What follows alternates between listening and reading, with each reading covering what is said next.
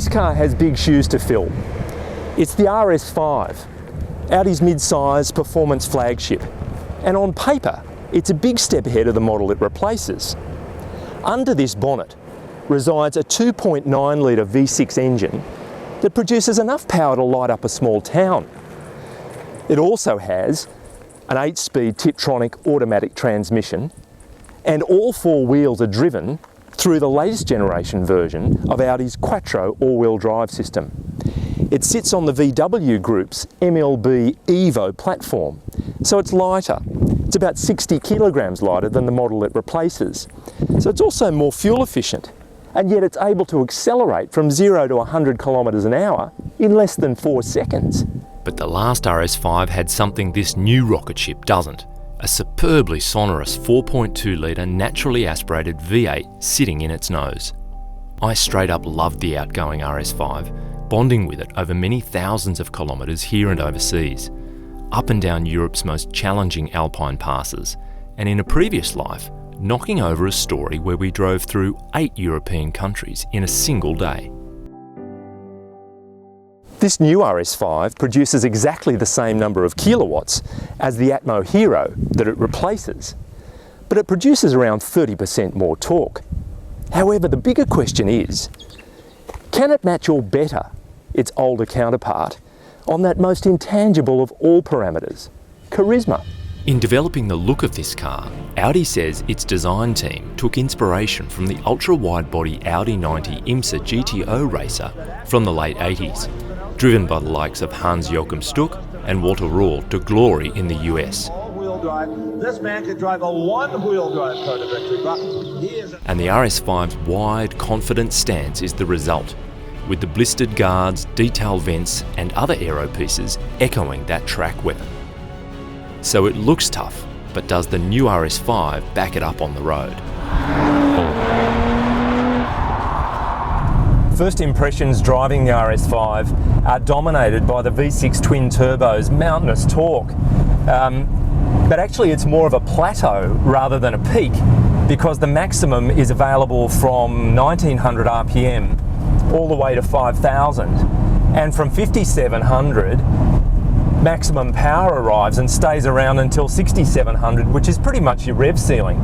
So from go to woe, there is just monumental thrust lurking underneath your right foot.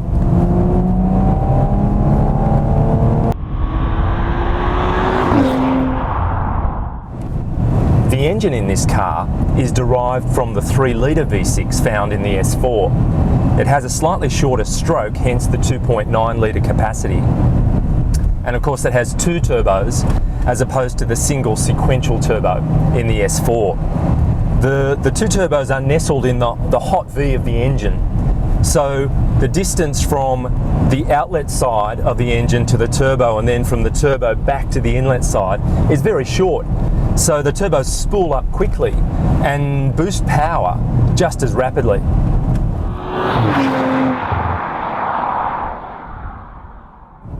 The 8-speed auto transmission is smooth, but the shifts are really nice and positive, very responsive, and the shift from the previous car's 7-speed dual clutch to this 8-speed auto was really about the extra torque of the V6 twin turbo engine. But in terms of the speed and definition of the shifts, you're not really losing anything.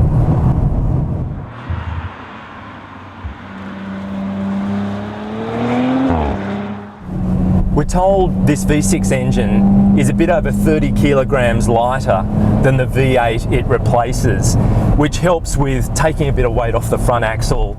Steering response, agility is potentially improved, and the drive configuration is a default setting of 40% front, 60% rear. But depending on the need, up to 85% of drive can go to the rear and up to 70% of drive can go to the front. And then you've got torque vectoring to help manage the drive across the left and right side of the car.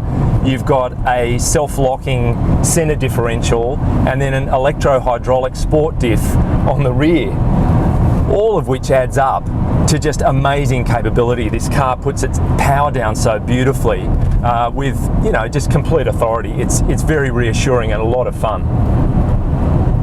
The rubber on this car is high-end hand-cooked Ventus S1 Evo 2s. They're 20-inch, but surprisingly compliant and quiet. We're on a coarse chip surface in rural Tasmania, and there's really very little rumble or noise coming back from them, which is interesting. But speaking of noise, Audi has somehow managed to dial in its signature growl to the exhaust of this V6 twin-turbo engine. However, it just doesn't have that slightly more angry, free and open growl that the Atmo V8 in the outgoing RS5 had. There's just something about that V8 sound that is hard to replicate in a V6 turbo. The engine and exhaust sound may be an issue, but if you've never heard the old one, it just won't be a factor. This car, you know, it sounds great.